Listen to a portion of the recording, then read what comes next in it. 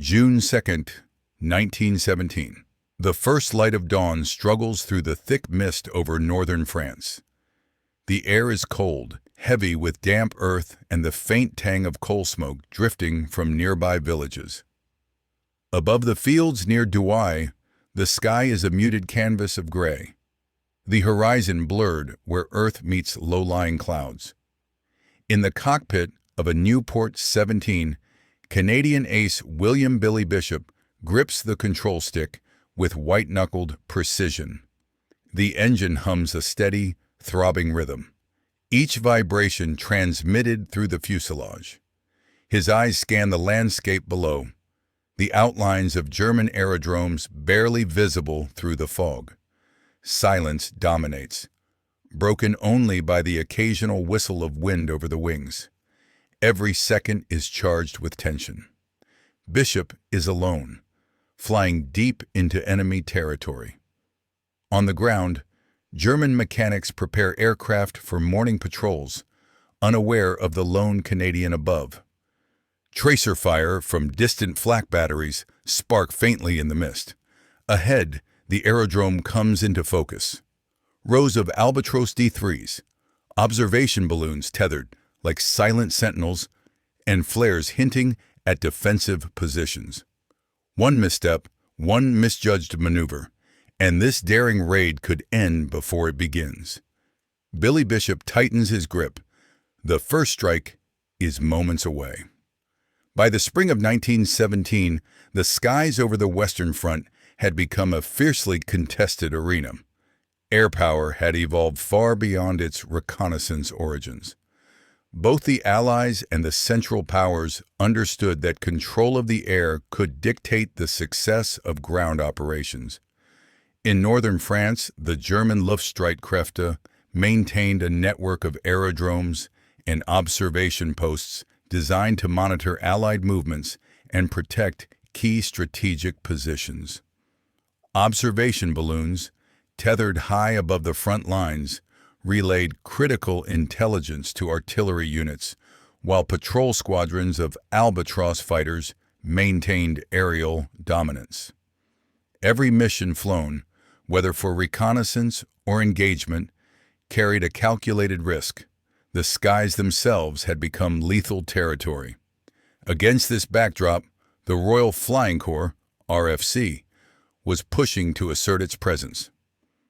Number 60 Squadron, operating in the Douai sector, was among the units tasked with reconnaissance, combat patrols, and disrupting German aerial operations. Formed in 1916, the squadron had recently been reinforced with Newport 17 fighters, agile single-seat aircraft with synchronized Vickers machine guns. Pilots were selected for both skill and audacity, trained to operate in small formations and conduct individual attacks when opportunities arose. Among them, William Avery "Billy" Bishop had distinguished himself with 35 confirmed victories by early 1917, earning a reputation for both technical proficiency and daring. The operational environment posed constant challenges. Northern France in late spring was prone to sudden fogs and heavy dew, reducing visibility and making navigation perilous. Mechanical reliability was never guaranteed. Engines could seize without warning, control cables could fray, and wooden propellers splintered under stress. Pilots relied heavily on their own skill to compensate for these hazards. Ground crews worked tirelessly before dawn, repairing airframes, tuning engines, and loading ammunition, often under the pressure of impending enemy raids. Maintenance was a race against time. A single oversight could be fatal once airborne. Intelligence operations shaped every sortie. Reconnaissance reports from previous flights intercepted German communications, and local informants provided critical guidance for squadron commanders. German patrol schedules were analyzed, aerodrome layouts mapped, and defensive positions catalogued. Pilots were briefed meticulously: wind speed, cloud cover, terrain features, and potential escape routes all formed part of the planning. Bishop, however, often went beyond standard procedures. Known for his meticulous attention to detail, he would personally study enemy formations and flight patterns, identifying vulnerabilities that could be exploited in a solo raid. The psychological environment was equally intense. Pilots faced not only the mechanical and tactical challenges of aerial combat, but also the weight of mortality. The RFC maintained casualty records, and pilots were acutely aware of the fate of their comrades, friends who had vanished behind enemy lines or crashed into the muddy fields below. Courage was inseparable from necessity. A moment's hesitation could result in death. Yet for Bishop, these risks were calculated rather than reckless. His approach combined aggressive tactics with careful planning, earning the trust of both superiors and peers. Squadron operations were coordinated with larger Allied strategies. By 1917, the RFC was tasked with supporting artillery strikes, disrupting enemy reconnaissance, and gradually eroding German air superiority.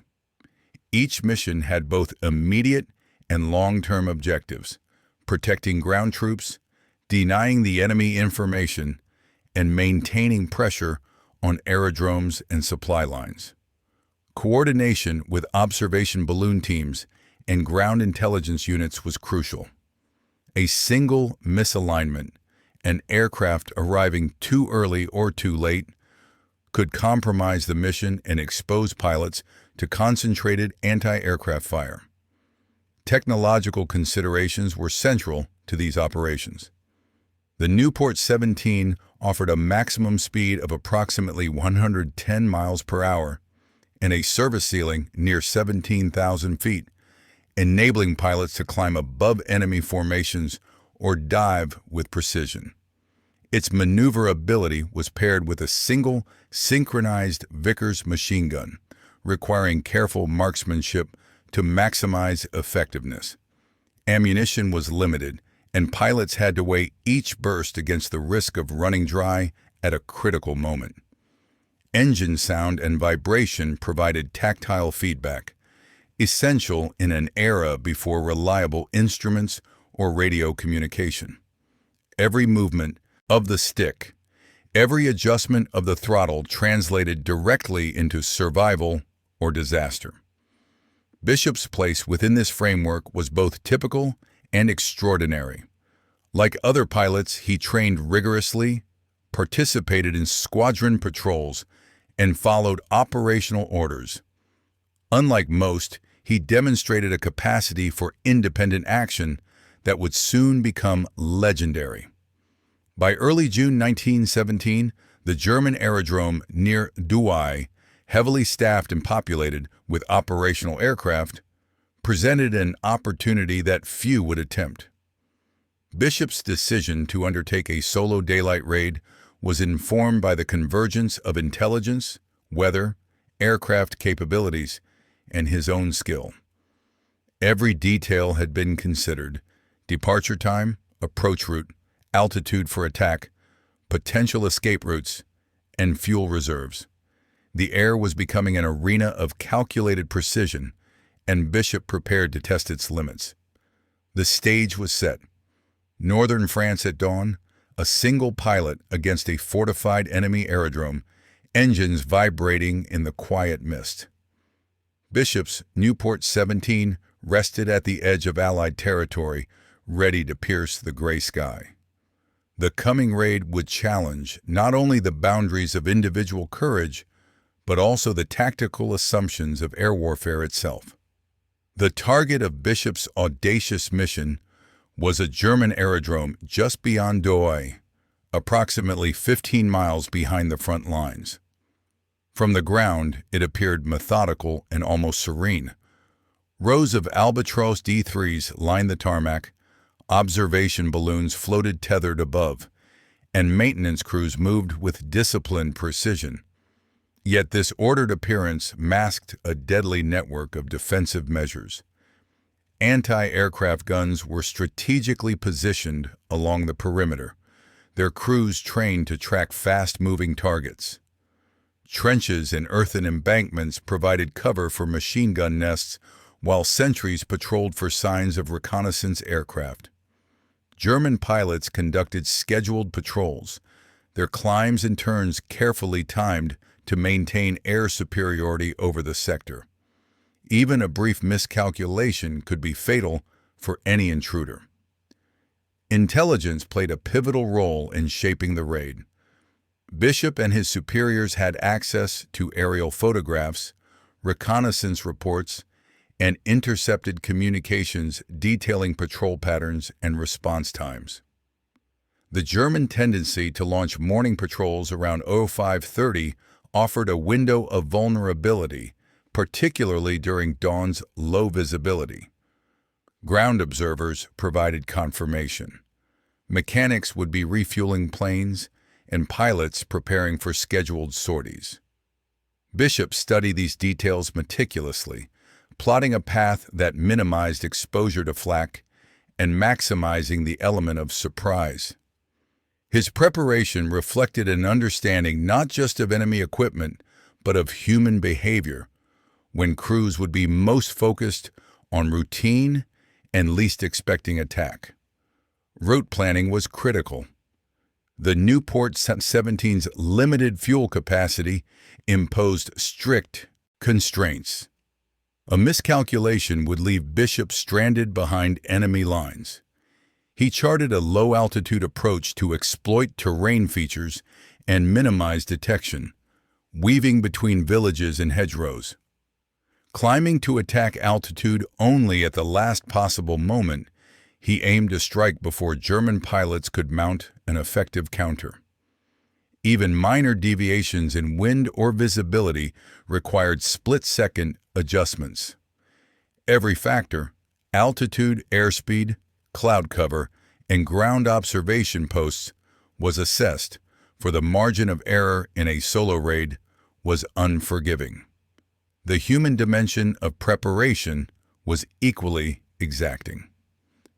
Bishop's fellow pilots understood the risks, but offered support through briefings and reconnaissance validation.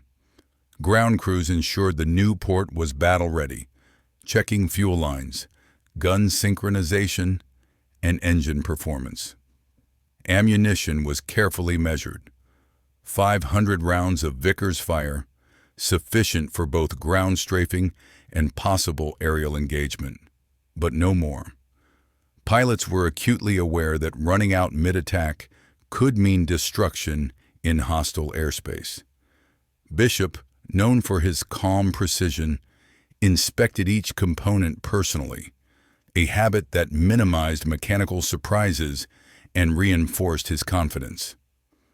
Weather remained a constant variable.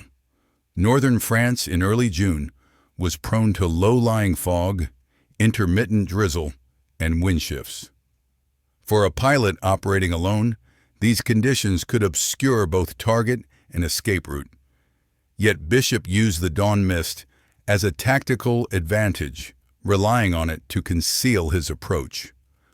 A thin cloud layer would help shield his silhouette from German sentries until the last moment.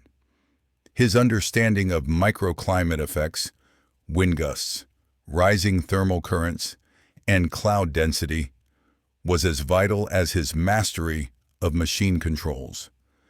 Every maneuver would need to account for these invisible forces. Enemy defenses were not static. Observers at the aerodrome were trained to signal approaching aircraft through a combination of flares and semaphore. Anti-aircraft batteries had calibrated ranges and pre-registered targeting zones. German pilots often flew patrol circuits in pairs or threes, giving them the ability to converge rapidly on intruders. Bishop's study of these patterns allowed him to predict likely responses and exploit timing gaps. The raid's success depended not only on speed and firepower, but on anticipation and precision, reducing the likelihood of prolonged engagement that could draw overwhelming fire. Psychological preparation complemented tactical planning. Bishop understood that fear and hesitation were as dangerous as flak or enemy guns. Pilots had to react instantly to unfolding scenarios. A balloon suddenly cut loose, a machine gun opening fire from an unexpected angle, or an enemy aircraft climbing into intercept position. Bishop's composure under pressure was renowned. He maintained a methodical mindset, focusing on sequential objectives: approach, target, acquisition, attack, and escape, while constantly scanning for emerging threats. This mental discipline would be tested to the utmost during the raid. With all elements in place, enemy layout mapped, new port primed, weather assessed, and route plotted, Billy Bishop prepared for a mission that defied conventional doctrine. Solo daylight raids were rare, and the risk of being overwhelmed by superior numbers was high. Yet the intelligence, meticulous planning, and pilot skill combined to create an opportunity, a chance to strike decisively at an enemy aerodrome, crippling aircraft before they could take to the air and disrupting German patrol routines. Northern France held its breath. At the edge of Allied territory, a single pilot sat poised in his Nieuport 17. Every component of preparation, every calculation of enemy disposition, and every mental rehearsal converged toward the imminent moment of action. Dawnlight began to sharpen, piercing the mist, as Bishop aligned his aircraft along the chosen route. The solitary figure was about to test both the limits of human courage and the effectiveness of meticulous preparation in modern air warfare. The human experience of aerial combat in 1917 was both intimate and extreme. In the cockpit of a Nieuport 17, Billy Bishop confronted a world of motion, vibration, and constant sensory input. The fuselage trembled with the hum of the rotary engine, while the wind buffeted the open cockpit, chilling exposed skin despite the heavy flight coat.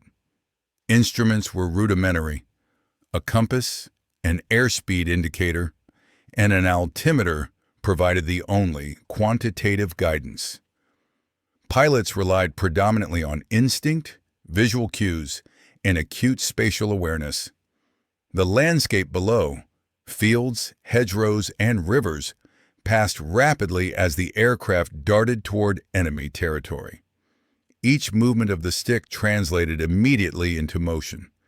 A slight overcorrection could send the aircraft into a spin, particularly at low altitude.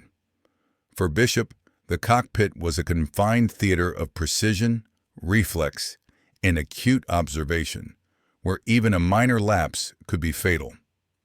Weaponry and aircraft technology were central to the success of the raid.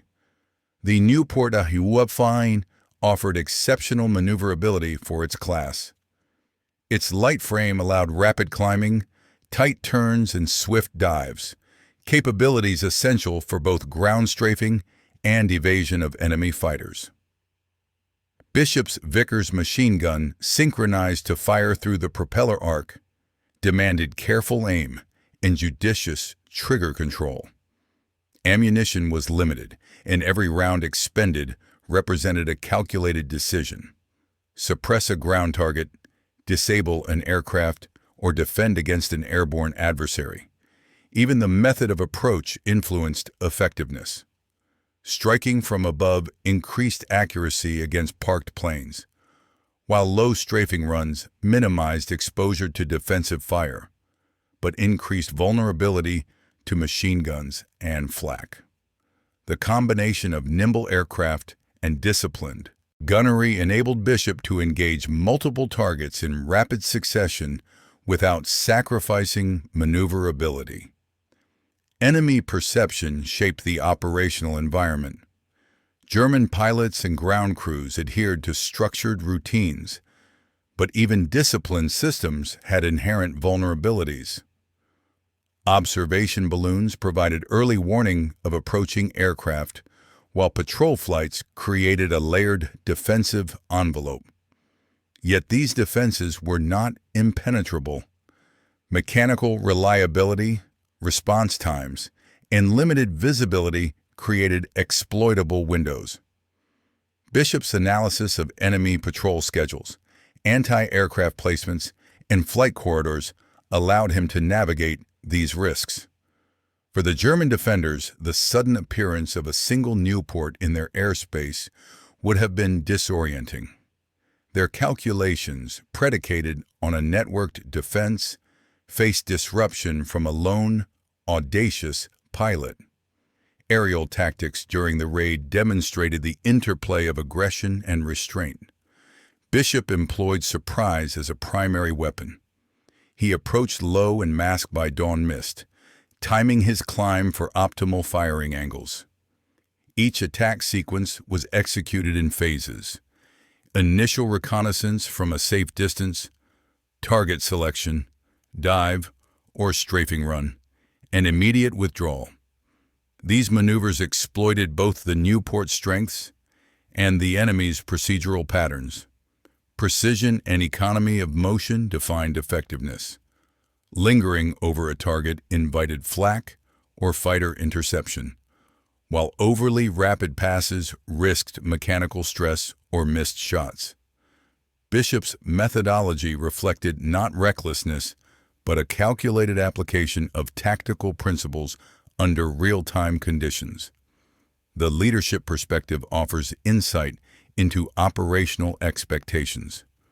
Commanders in No. 60 Squadron and RFC headquarters understood the inherent danger of solo missions, but also recognized their potential impact. Aggressive individual action could disrupt enemy air operations, destroy aircraft on the ground, and provide morale-boosting narratives for both the squadron and the home front. Leadership directives balance risk against opportunity.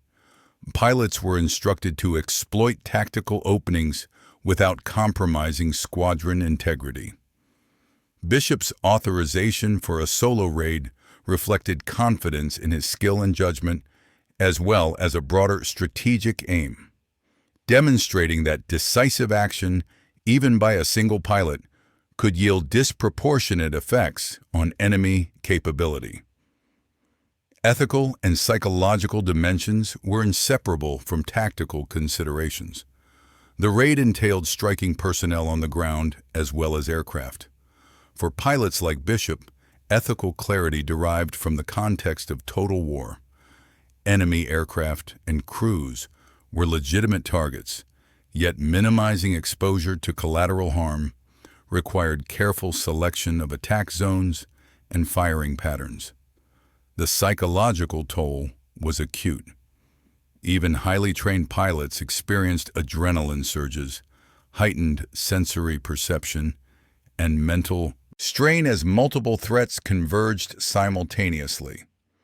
Success required focus, discipline, and composure.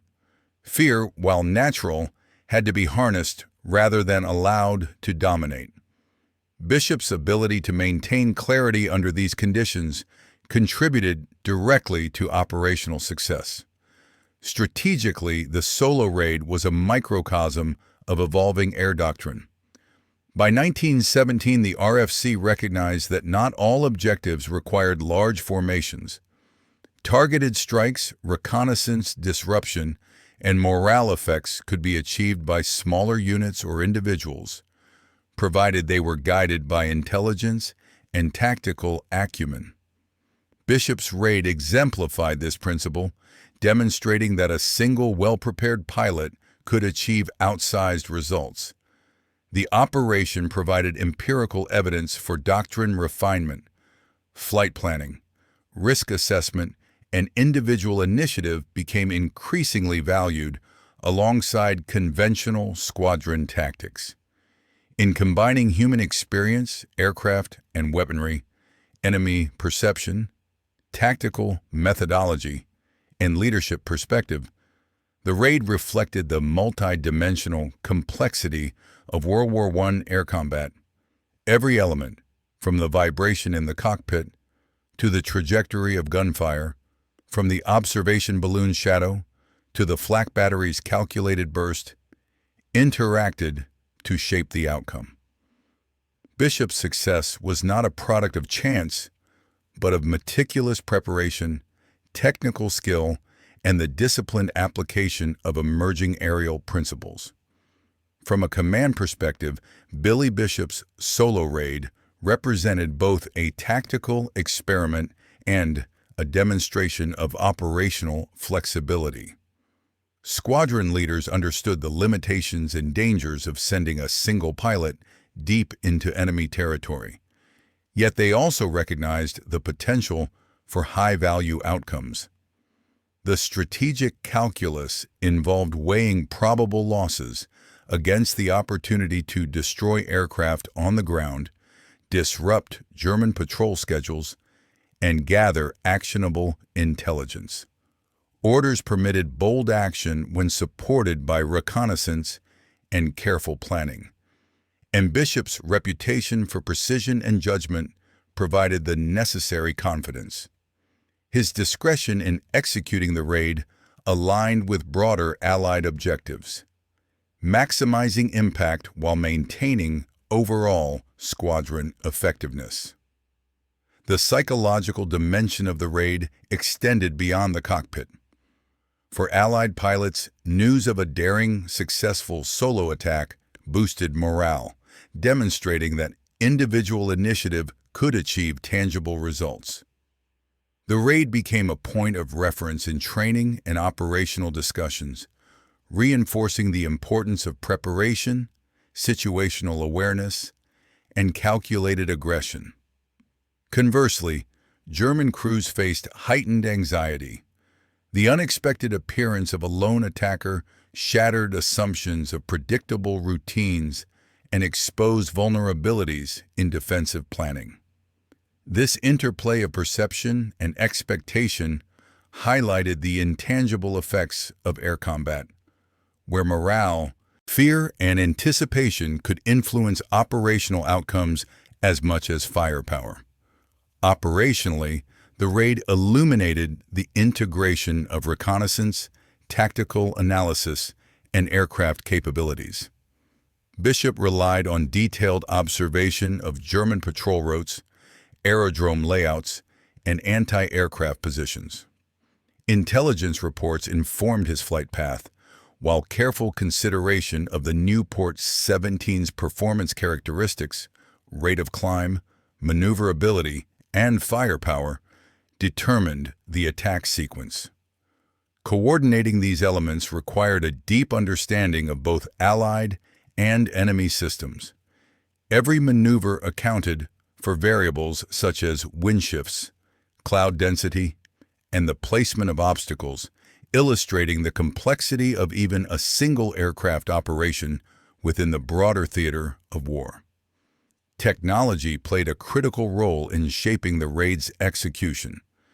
The Nieuport 17's light frame allowed rapid, precise movement, essential for navigating close-to-ground targets and evading enemy fighters.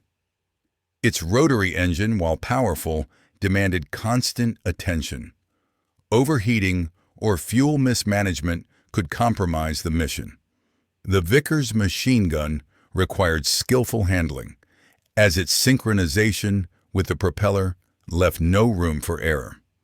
Even ammunition limitations imposed tactical constraints, forcing Bishop to choose targets with strategic intent.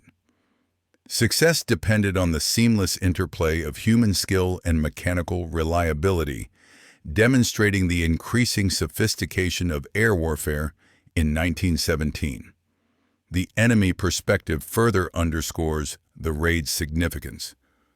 German defenses were structured around layered protection, anti-aircraft artillery, patrol flights, and sentries monitoring approaches. Observation balloons served as early warning systems, while scheduled routines created predictable patterns. Bishop exploited these elements, striking when German pilots were most vulnerable. The raid revealed weaknesses in operational assumptions, including over-reliance on patrol timing and underestimation of individual initiative. For the German command, the incursion necessitated revisions to both aerodrome defense protocols and pilot alertness, illustrating how a single event could influence broader military planning. Ethical considerations intersected with tactical execution. The raid required targeting personnel and aircraft on the ground, raising questions about acceptable conduct in combat. Bishop's approach reflected the norms of total war, minimizing unnecessary risk to non-combatants while exploiting legitimate targets. Each firing pass was calculated, balancing effectiveness against exposure to counterattack. The ethical dimension was inseparable from the operational. Clear decision-making under pressure ensured adherence to military standards and maintained the pilot's focus on mission objectives.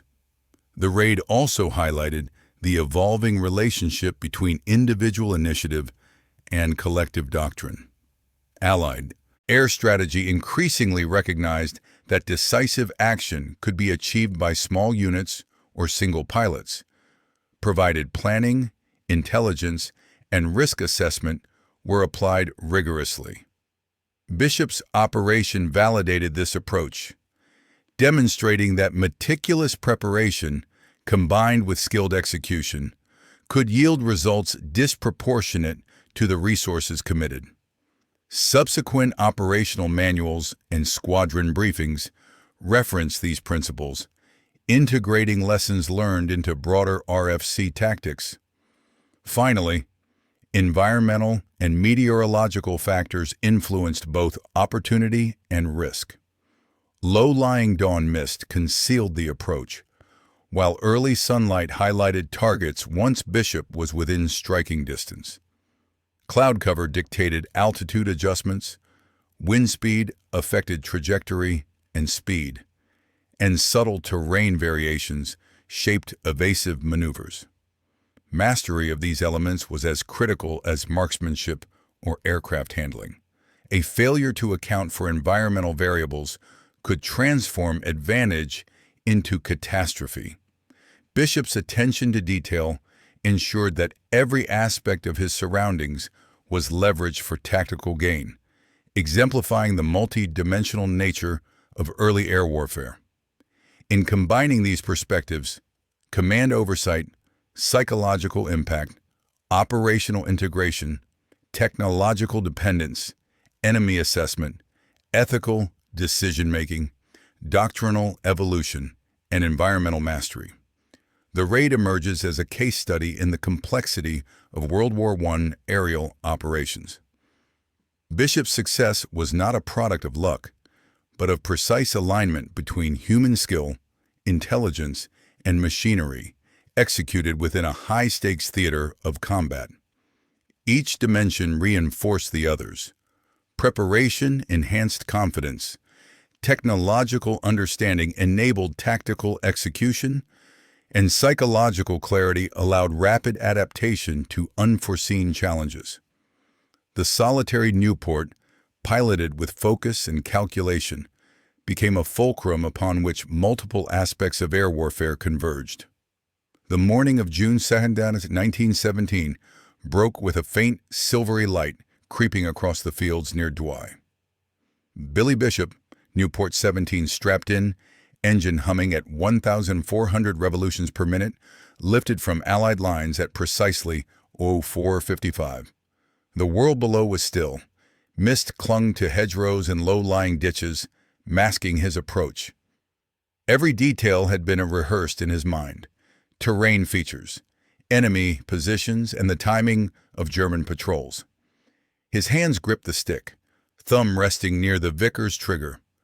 Fuel gauges indicated a full tank, ammunition carefully counted, 500 rounds, enough for both ground strafing and potential air combat. Climbing to a cautious 500 feet To avoid early detection, Bishop traced a path along fields and minor roads, hedgerows intermittently punctuating his line of sight. At 0510, the first observation balloon came into view, tethered to its winch and rising slowly above the fog.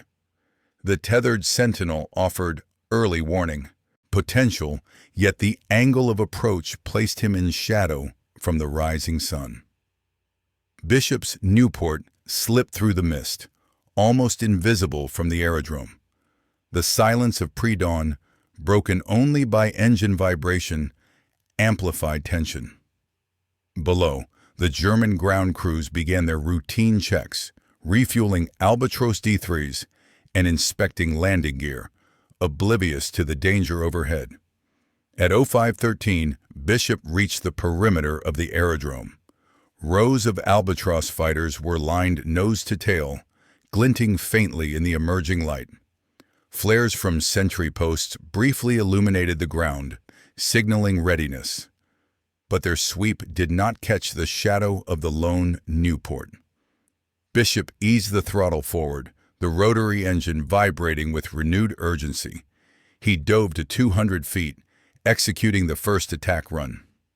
The Vickers gun barked, a controlled burst of 50 rounds per pass, striking two parked Albatros D3s. Flames erupted from fuel tanks as the rounds ignited vapor in the wooden fuselage. The smell of burning fabric and fuel would have been acrid to any observer, though Bishop's focus remained above, scanning for enemy reaction. Anti-aircraft guns responded almost immediately, flak shattering the mist with sudden explosions that sprayed fragments across the tarmac. Bishop executed a sharp climb to 600 feet, the Newport's light frame absorbing the stress of rapid maneuvering. He banked hard, pulling into a tight circle, evading flak and avoiding overextended trajectories that could compromise altitude control. The mist offered partial concealment, but he could now see German pilots scrambling toward their machines. One Albatros lifted off, pilot gripping controls, engine screaming. Bishop anticipated the trajectory, closing at 160 miles per hour, and fired controlled bursts, striking the tailplane. The aircraft pitched violently before spiraling towards the ground. At 0517, the first wave of ground strafing completed, Bishop executed a rapid climb to 1,000 feet, banking northward to avoid further flak fuel concentrations. His instruments, primitive by modern standards, offered only speed, altitude, and heading. Navigation relied on visual references, rivers, hedgerows, and village silhouettes. At this altitude, he could observe a secondary line of Albatros fighters being readied for takeoff. The German response had become more organized, yet the element of surprise still favored him. Bishop selected two aircraft for simultaneous engagement. Diving steeply from 900 feet, he adjusted his firing angle to hit both fuselages, observing fabric and wooden components splinter under concentrated bursts. Flames erupted again, sending black smoke spiraling into the misty morning sky. By 0522, the aerodrome was in chaos.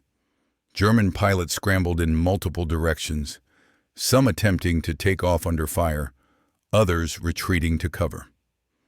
Anti-aircraft gunners concentrated on the lone figure in the sky. Yet Bishop's tight maneuvering and unpredictable trajectory rendered accurate fire nearly impossible. He banked sharply around the perimeter of the field, Vickers' gun occasionally rattling, targeting engines, fuselage structures, and exposed fuel. The precision of his attack minimized wasted ammunition and maximized destruction. At 0525, a German pilot attempted interception, climbing rapidly in an Albatros D3. Bishop, still in motion, banked sharply to starboard, using a climbing turn to position himself above the pursuer. His aim was precise. Bursts struck the upper wing and fuselage, sending the enemy fighter into a spiraling descent. The sound of engine failure and the faint echo of impact reached him through the morning haze. His focus remained unwavering as another target emerged, a partially concealed two-seater reconnaissance aircraft. Bishop closed the distance, delivering a carefully timed burst that disabled the engine and rendered the aircraft motionless.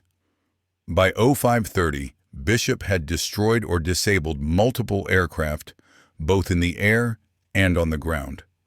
Smoke and fire from the aerodrome signaled success, but also increased risk. Concentrated flak fire intensified, and German pilots regrouped for counterattack. Bishop executed a rapid climb to 1,200 feet, adjusting his heading northeast to begin withdrawal. The Nieuport shuddered under the strain of repeated dives, but control remained responsive. Visibility was improving as sunlight penetrated the mist, and the pattern of enemy reaction allowed him to anticipate flak bursts. Timing, precision, and situational awareness were critical. A single misjudgment could leave him exposed. At 0535, Bishop had crossed the aerodrome boundary, turning south toward Allied lines. His mental focus remained on operational priorities: maintain altitude, monitor fuel, and avoid pursuit. Anti-aircraft fire continued sporadically, fragments of steel whistling past. From the aerodrome, German pilots were beginning to pursue, but the distance and Bishop's superior climb and maneuverability in the Nieuport afforded him control. Smoke from burning aircraft below marked the raid's effectiveness. Tactical disruption had been achieved. Enemy patrol schedules were broken, and ground crews had suffered significant material loss. Bishop's return trajectory followed low-terrain contours to avoid visual detection, weaving between hedgerows and small villages. Engine vibration and heat increased, yet mechanical reliability held. Each passing second emphasized both the fragility and resilience of man and machine. By 0550, he was within a few miles of Allied territory. The raid, nearly an hour in execution, had achieved its primary objective: crippling enemy aircraft on the ground, disrupting aerial patrols, and demonstrating the operational potential of a solo strike. At 0555, the fields near Allied lines appeared beneath him. Relief was tempered by lingering awareness. The mission was not complete until touchdown. Bishop maintained a controlled descent, surveying the horizon for residual threats. The Nieuport responded faithfully. Flaps and ailerons guided a smooth landing. Ground crews, alerted to his approach, prepared for recovery. Engines cut, propellers ceased, and the calm of early morning returned. Bishop had executed a mission that was both daring and meticulously calculated, testing the limits of individual initiative and precision in World War I air warfare. The moments following the initial strike were a delicate balance of calculation and instinct. Bishop's Nieuport 17 skimmed the horizon, engines vibrating with the tension of mechanical exertion. The smoke from the destroyed Albatros D3s and burning fuel tanks below obscured part of the aerodrome, yet the German response was intensifying. Additional aircraft began to lift off, scrambling to intercept, while anti-aircraft batteries concentrated their fire on the lone intruder. Every second in this airspace was a test of situational awareness. Bishop adjusted throttle and stick continuously, exploiting the Nieuport's nimbleness to evade concentrated bursts of flak while maintaining focus on his attack objectives. By 06 sounds, he identified two Albatros D3s attempting to take off simultaneously. Their engines roared against the morning air, propellers spinning with accelerating force. Bishop climbed to gain the vertical advantage, reaching 1,500 feet above the field. From this height, he could time his dive with precision. The first aircraft, a dark green fuselage marked with a white cross, became his immediate target. He released a controlled burst of Vickers fire, striking the upper wing and fuselage. Smoke and fragments erupted as the plane wobbled in midair, climbing before spiraling out of control toward a nearby field. The second Albatross, slightly slower and lower, was momentarily distracted by ground fire. Bishop banked sharply, lining up another dive. Flak burst around him, but his trajectory avoided the densest fire. He fired in measured intervals, ensuring rounds struck engine and wing spars. The enemy fighter pitched violently, smoke trailing from the engine cowling, and crashed near the edge of the aerodrome. German pilots on the ground, now fully mobilized, scrambled with urgency, signaling for reinforcements. Observation balloons began to reel in rapidly, their tethered height increasing to avoid the chaos below. Bishop maintained altitude and situational awareness. He had expended approximately 300 of his 500 rounds, yet the mission was far from complete. Another line of aircraft, partially concealed behind hangars, became visible through gaps in the smoke. Striking from a high-speed dive at 600 feet, Bishop's rounds tore through canvas and wood, igniting fuel tanks in succession. Flames and acrid smoke filled the misty morning, marking the aerodrome as compromised. Ground crews fled toward cover, abandoning mechanical tools and aircraft preparation. The destruction was methodical, precise, and unrelenting, despite being executed by a single pilot. Enemy aircraft began a coordinated attempt to intercept. 3 Albatros D-3s ascended in pursuit, climbing from different vectors. Bishop anticipated the attack. He executed a steep climbing turn to his right, gaining height advantage. The Nieuport's maneuverability allowed rapid response to converging threats. He fired short bursts at the nearest pursuer, disabling the tailplane and forcing the enemy to spiral earthward. The second aircraft attempted to flank, but Bishop banked left, diving slightly to keep the adversary in his sights. Another burst struck the engine, smoke immediately trailing. The third pursuer, realizing the initial assaults had succeeded, broke off, retreating toward the aerodrome. By 0610, Bishop had systematically neutralized multiple aircraft on the ground and in the air.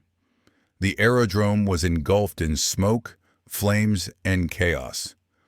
The German defensive pattern, dependent on coordination and timing, had been fractured. Anti-aircraft crews continued firing, yet the rapid, unpredictable movement of the Nieuport rendered their volleys largely ineffective. Bishop's focus, however, remained unshaken. Each maneuver was deliberate, calculated to conserve energy, ammunition, and altitude while maximizing operational impact. During the final phase of the raid, Bishop assessed the aerodrome's remaining operational capacity. 3 Albatros fighters remained partially intact, but were under continuous fire from ground crews attempting emergency suppression of the burning aircraft. Bishop executed 2 final strafing runs, targeting engines and fuel tanks. Flames engulfed the last surviving aircraft, and smoke columns rose toward the clearing sky. The German defenders, unable to mount an effective counterattack, withdrew toward secondary positions.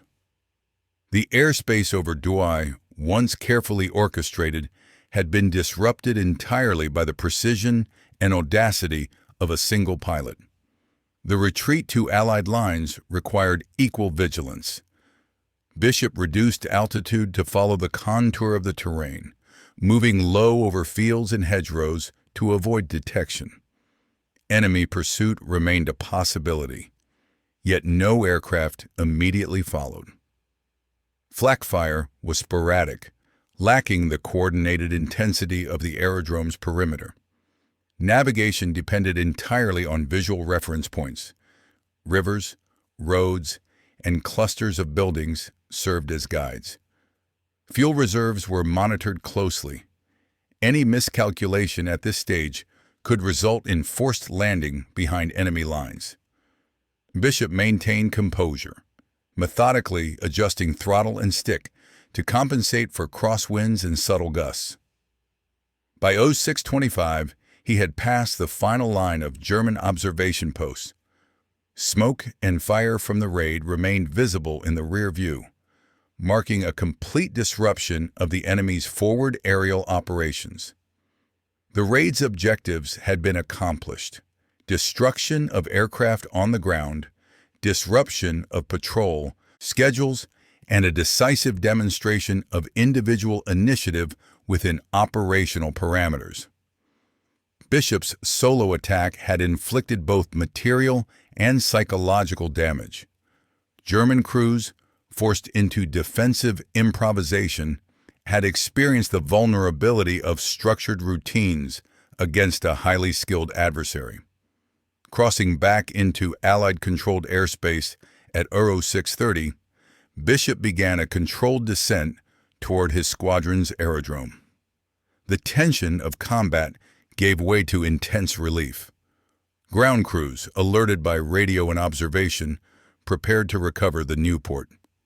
Bishop's landing was smooth. He taxied to the designated area, engine ticking down, propeller finally ceasing rotation. Smoke still lingered on the horizon, a visible testament to the raid's effectiveness.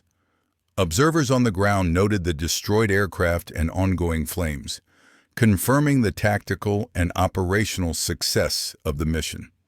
The raid would later be evaluated in squadron reports as an extraordinary demonstration of precision, initiative, and tactical understanding. Bishop had achieved the rare feat of neutralizing multiple enemy aircraft while operating entirely alone, in daylight, and under conditions that could have overwhelmed even a larger formation. The strategic implications were immediate. German patrols were disrupted, aerodrome operations halted, and the perception of Allied audacity reinforced morale across the sector. Billy Bishop emerged from the cockpit, calm despite the intensity of the preceding hour. His Newport 17, a machine of light wood and canvas, bore only minor wear from the maneuvers and flak near misses. The morning light illuminated both the destruction behind him and the operational success he had delivered. For Allied command, this single raid became a case study in the effective application of intelligence, tactical skill, and aircraft capability, a benchmark for future operations. For the German defenders, it was a stark demonstration of the vulnerabilities inherent in even well-organized aerodrome operations. The raid was complete. The precise orchestration of approach, attack, and retreat exemplified the evolving nature of air warfare. Speed, surprise, accuracy, and calculated risk converging in a single, decisive operation. Bishop's actions, executed under the unforgiving constraints of early 20th century aviation, would earn him both recognition and a place in history as a pioneering figure in aerial combat. The immediate results of Billy Bishop's raid were tangible and indisputable. Within the morning's light, the German aerodrome near Douai was a scene of organized chaos, punctuated by flames, smoke, and the wreckage of multiple Albatros D3s. Ground crews, caught in the raid's initial minutes, had abandoned aircraft in varying stages of preparation, leaving engines exposed, fuel tanks ruptured, and wooden fuselages smoldering. Reconnaissance reports later confirmed that Bishop had destroyed or rendered inoperable at least 3 aircraft on the ground and 2 in the air. Each destruction represented a tangible loss of German operational capability. Every disabled fighter reduced the enemy's ability to maintain air superiority, patrol the front, and protect reconnaissance assets. Squadron logs from No. 60 Squadron detail Bishop's return at 0635. Ground crews and commanding officers recorded the precision of his flight path, noting the effective targeting of high-value aircraft and minimal expenditure of ammunition. Observers on the ground corroborated his account. Multiple German planes had been set ablaze, and several had been disabled before taking off. The successful execution of the raid, particularly under daylight conditions and against a fortified aerodrome, was unprecedented. Such effectiveness from a single pilot underscored both Bishop's skill and the potential of small, carefully planned operations to achieve disproportionate impact. The Victoria Cross, Britain's highest military award for valor, was soon recommended. Bishop's extraordinary initiative, technical skill, and audacity were recognized as exemplary, both within the Royal Flying Corps and across Allied command structures. The citation emphasized the combination of intelligence, precise execution, and courage. Bishop had entered heavily defended airspace alone, destroyed multiple enemy aircraft, and returned without sustaining damage or loss of life to himself. Beyond personal recognition, the award conveyed a broader message to Allied forces. Individual initiative, when disciplined and informed by intelligence, could decisively influence operational outcomes. German response in the immediate aftermath was a mixture of disarray and reassessment. Patrol routines had been disrupted, anti-aircraft defenses momentarily outmaneuvered, and aircraft losses had to be accounted for before resuming normal operations. The aerodrome's operational tempo was severely impacted. Maintenance crews were forced to prioritize emergency repairs, and flight schedules were suspended for the remainder of the morning. Intelligence reports later noted a temporary decline in German aerial reconnaissance activity, illustrating the raid's tangible effect on operational capability. The material losses were significant. Aircraft destroyed or damaged represented not only immediate reduction in combat readiness, but also the investment of time, labor, and resources required for repair or replacement. The Albatros D-3s were complex machines, requiring skilled mechanics and careful assembly. Losses of fuel and munitions compounded the operational setback. In the broader strategic context, even a single aerodrome's disruption could have ripple effects across the sector. Reconnaissance gaps, delayed patrols, and reduced defensive coverage. Bishop's raid, while singular, demonstrated that targeted action could achieve outsized operational impact. Pilot casualties were avoided, a rare outcome in raids of this type. Bishop returned unscathed, and while German aircrew losses occurred during combat maneuvers, the operation's efficiency minimized human fatalities where possible.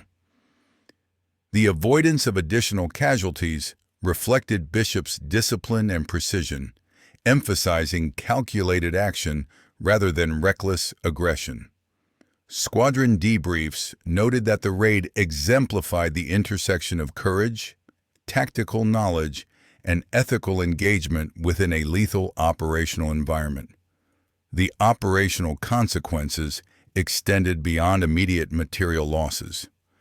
German forces were compelled to reconsider aerodrome defense protocols, including patrol patterns, flak placement, and observation practices.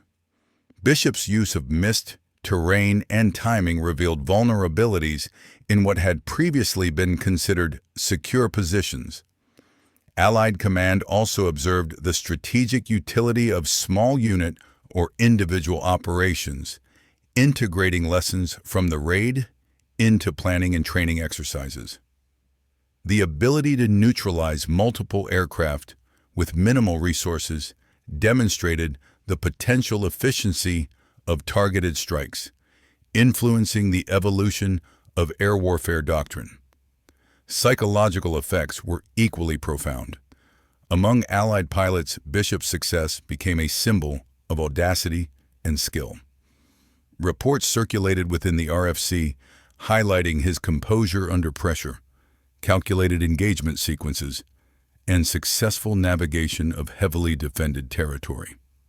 Morale, already critical in a period of attritional air combat, received a substantial boost. Pilots recognized that rigorous preparation, coupled with decisive action, could yield extraordinary results even in the face of seemingly insurmountable odds. German personnel, conversely, experienced heightened awareness of vulnerability. The raid shattered assumptions of predictability. Even well-planned patrols and robust aerodrome defenses could be bypassed by a single skillful adversary. Anxiety among pilots and ground crews increased, leading to heightened alertness and operational caution. While German forces ultimately adapted their procedures, the immediate disruption highlighted both tactical and psychological dimensions of air warfare, reinforcing the importance of flexibility and intelligence-led planning. In summary, the raid's aftermath was defined by immediate tactical gains, operational disruption, and profound psychological impact. Material losses reduced German air capabilities, while intelligence and reconnaissance gaps created temporary strategic advantages. Bishop's precision minimized Allied exposure and casualties, providing a clear demonstration of the effectiveness of individual initiative within well-informed operational parameters. Recognition through the Victoria Cross cemented both his personal legacy and the wider lesson that disciplined audacity, combined with meticulous preparation and technological understanding, could decisively shape the course of aerial operations on the Western Front. The stage was set for broader operational and doctrinal analysis. The immediate successes prompted Allied Command to consider how small, intelligence-driven strikes could be integrated into wider campaigns, while the German response indicated areas for defensive improvement. Bishop's raid, though singular in execution, would have consequences that rippled across the air war, influencing both tactics and strategic thinking in the months to follow. As the morning progressed, reports of the raid reached higher echelons of Allied command. Detailed squadron debriefs reconstructed the sequence of events. Bishop had destroyed multiple Albatros D-3s on the ground, downed 2 aircraft in the air, and returned safely to Allied territory. Each phase was analyzed with precision, emphasizing timing, altitude, and weapon deployment. The raid became an operational case study, illustrating how meticulous intelligence gathering, careful route selection, and rapid execution could yield disproportionate results. Lessons learned inform both training and tactical doctrine, with emphasis on the potential of individual initiative when supported by preparation and situational awareness. From a strategic perspective, the raid disrupted German air operations beyond the immediate target. Patrol schedules were delayed or canceled, observation gaps appeared along the front, and emergency repairs absorbed ground crew labor. German forces were compelled to allocate additional resources to aerodrome defense, including increased flak deployment, revised patrol circuits, and heightened alertness during morning operations. Bishop's incursion demonstrated that a single well-planned strike could produce cascading operational effects, challenging assumptions about the relative safety of rear-area aerodromes and prompting a reassessment of defensive priorities. Material losses were quantified in subsequent reports. 3 Albatros D3s destroyed on the ground, 2 in the air, and numerous auxiliary damages to fuel depots and maintenance equipment. While this represented a fraction of German air power in the sector, the qualitative impact was significant. Each destroyed aircraft temporarily removed skilled pilots from operational availability, disrupted maintenance schedules, and imposed logistical burdens on replacements. Bishop's raid thus combined immediate tactical effect with enduring operational implications, demonstrating the value of targeting high-density assets at critical moments. The psychological consequences extended across both sides of the front. Among Allied pilots, the raid reinforced confidence in their aircraft, training, and personal initiative. Squadron briefings repeatedly cited Bishop's composure, precision, and audacity as exemplary behavior under extreme conditions. The success fostered morale and inspired aggressive, disciplined approaches to subsequent missions. Stories of the raid circulated not only within the RFC, but also through newspapers and official dispatches, bolstering public perception of Allied airpower and the capacity for individual heroism to shape outcomes in a war defined by attrition and technological escalation. German forces, conversely, faced a profound shock. Observers and patrol pilots realized that rigidly scheduled routines and reliance on predictable defensive patterns could be exploited.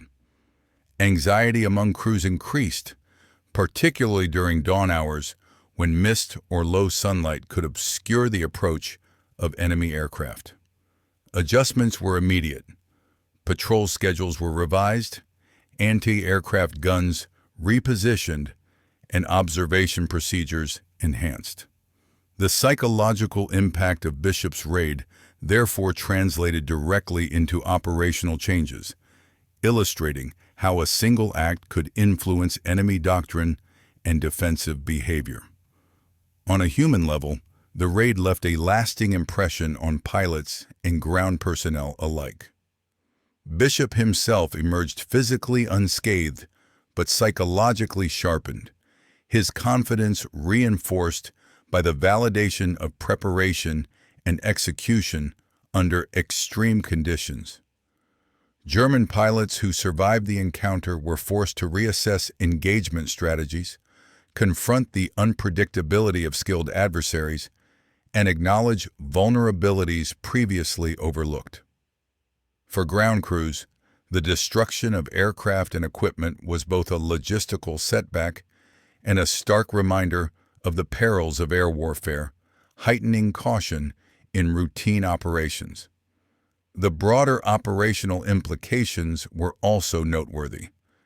Allied command began to explore the utility of small, high-value strikes in addition to larger formation-based operations. Bishop's raid provided empirical evidence that precision attacks against concentrated assets could yield significant strategic advantage without the expense or coordination complexity of large-scale sorties. This insight influenced subsequent planning, informing both the allocation of aircraft and the emphasis on intelligence-driven mission design. Air officers integrated lessons from the raid into doctrine, emphasizing the synergy between careful reconnaissance, skilled piloting, and audacious tactical initiative. Material recovery and documentation of the raid reinforced its significance. Reconnaissance flights after the attack photographed the aerodrome, confirming destruction and identifying targets for repair. Reports documented the impact on fuel reserves, aircraft readiness, and pilot availability. The Newport 17, used by Bishop, having sustained only minor wear, served as a testament to both aircraft durability and the pilot's disciplined handling under extreme conditions. Ground crew logs, photographs, and eyewitness accounts collectively preserved a comprehensive record of the event, ensuring that its tactical and operational significance would inform both historical record and ongoing military study. In the months following the raid, Bishop's actions influenced both morale and doctrine. The example of a solo, daylight operation succeeding against a well-defended aerodrome became a reference point for pilots seeking to combine initiative with precision. Training programs incorporated scenarios emphasizing individual planning, exploitation of enemy vulnerabilities, and tactical adaptation to environmental conditions. German responses, including revised patrol patterns and heightened flak readiness, reflected acknowledgement of the raid's impact and a need to counteract future similar threats. In this way, a single raid rippled through operational planning, psychological readiness, and doctrine development on both sides of the Western Front. The legacy of the raid extended beyond immediate tactical gains. Bishop's precision, audacity, and disciplined execution became emblematic of effective aerial combat, influencing both contemporaries and later assessments of World War I air warfare. The mission exemplified how intelligence, technical skill, and courage could converge to produce results far exceeding the scale of the resources committed. For the RFC, it became a case study in the effective application of individual initiative, a model for both training and operational innovation. For German forces, it highlighted vulnerabilities that necessitated systemic adaptation and continuous vigilance. Ultimately, the June 2nd raid underscored the multi-dimensional nature of air warfare. Human skill, mechanical reliability, environmental factors, enemy, behavior, and tactical planning intertwined to shape outcomes. Bishop's action demonstrated the power of precise execution under extreme conditions, revealing that even in an era of massed air formations and attritional strategy, a single determined and meticulously prepared pilot could alter the operational landscape.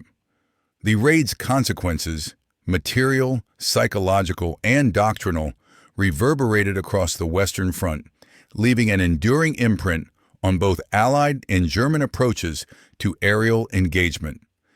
Billy Bishop's solo raid on June 2, 1917, stands as a defining moment in the history of World War I aviation, a demonstration of how meticulous preparation, precise execution, and disciplined audacity could reshape the tactical and psychological landscape of air warfare. The raid exemplified the convergence of human skill, technological capability, and environmental mastery. Bishop's calm focus, his understanding of the Newport 17's performance, and his anticipatory awareness of enemy defenses enabled a single pilot to achieve results traditionally expected of larger formations. Every maneuver, every calculated burst of fire reflected a synthesis of intelligence, training, and decisive action. The operation's significance extends beyond material destruction. By striking at the heart of a German aerodrome, Bishop disrupted patrol schedules, neutralized aircraft, and demonstrated the vulnerabilities inherent even in fortified positions. The raid's impact on morale, boosting Allied confidence while inducing caution and anxiety among German personnel, revealed the profound psychological dimension of air combat. It underscored a critical lesson in military aviation. Individual initiative, informed by reconnaissance and disciplined execution, could yield disproportionate strategic effect. From a doctrinal perspective, The raid informed evolving Allied approaches to aerial operations. It validated the use of precision strikes, the tactical utility of solitary or small unit missions, and the importance of intelligence-driven planning. Allied Command began to integrate these lessons into training and operational design, emphasizing the value of situational awareness, adaptability, and calculated risk. Bishop's success illustrated the potential for innovation within the constraints of early 20th century aviation, demonstrating that bold, informed action could alter the operational balance even in the era of attrition and massed formations. Finally, the raid invites reflection on the human element in early air warfare. Bishop's courage, composure, and analytical rigor exemplified the qualities required to navigate the dangers of the cockpit, mechanical uncertainty, enemy fire, and environmental variables. His actions provide a historical lens through which to understand the emergence of aerial combat as both a technological and human endeavor. The legacy of June 2, 1917 endures not only in the destruction wrought or the Victoria Cross awarded, but in the enduring lessons about preparation, skill, and the extraordinary impact of individual initiative in shaping the course of warfare.